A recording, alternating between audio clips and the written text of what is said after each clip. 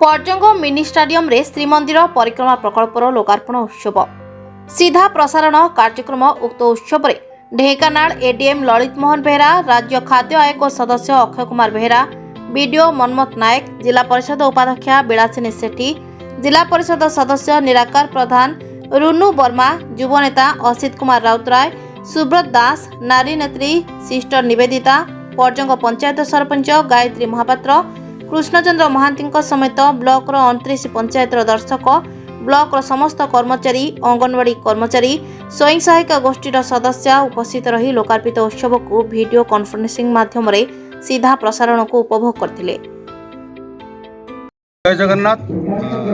धन्यवाद। प्रथमे ना ओडिया न्यूज भाई को आमर जाओ आज जगन्नाथ जो परिक्रमा प्रकल्प उत्सव उन्मोचित होची से साथ दे भाई को धन्यवाद देवी एवं सरकार जगन्नाथ कार्यक्रम भाव में सहयोग सरकार को धन्यवाद देवी एवं सरपंच का नेतृत्व जिली सरपंच का नेतृत्व में जहाँ कार्यक्रम को सुंदर भाव एवं प्रसाद सेवन व्यवस्था एवं बहु गुरुजन उपस्थिति रही, माँ मान उपस्थिति रही एवं आमर पूर्वतन सरपंच बुलबाबू उपस्थिति रही।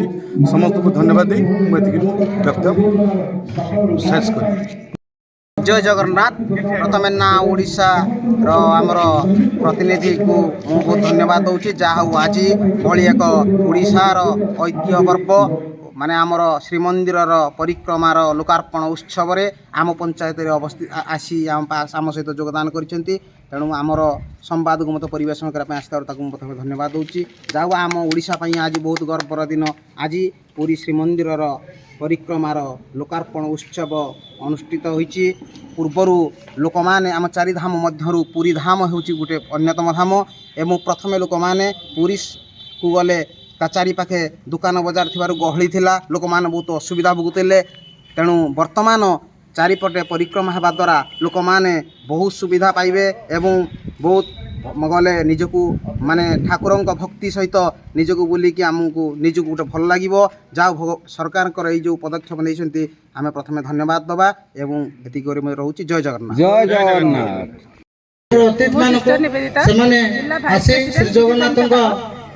फटुरे पुष्पमाल्य अर्पण करबा सहित प्रज्वलन करिवे। मिठाई अरुआ चाउल गुआ सब कलेक्शन करथिला तार आज अंतिम दिवस होउची।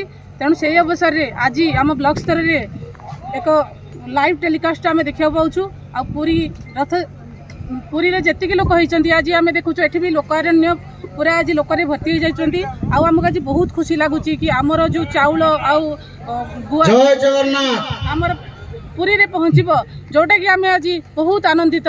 जय जगन्नाथ। जगन्नाथ मंदिर रे आज आमर लोक एठी पहुँची आम आज एठी बसीचु तांकर लाइव टेलीकास्ट देखुचु। आ जगन्नाथंकर महिमा बहुत अपार आम आज उपभोग करुचु जहाँ आज आम पर्जंग माटी पाई एक गर्व आ गौरव आनी देइची। जय जगन्नाथ। ब्यूरो रिपोर्ट ना ओडिशा।